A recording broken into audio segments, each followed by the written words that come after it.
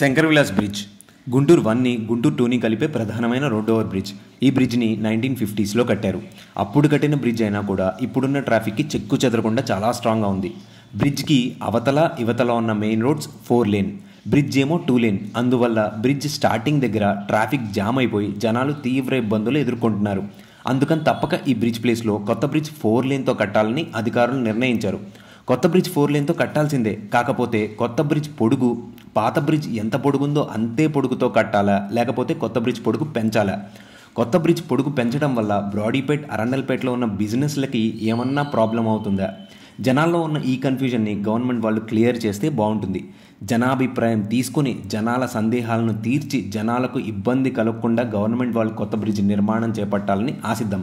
ఆర్ఓబితో పాటు ఆర్యూబీ కూడా నిర్మించే యోచనలో గవర్నమెంట్ వాళ్ళు ఉన్నారని వార్తలు వస్తున్నాయి. అలా జరిగితే చాలా బాగుంటుంది. ఎవ్వరికీ ఏ ఇబ్బంది ఉండదు.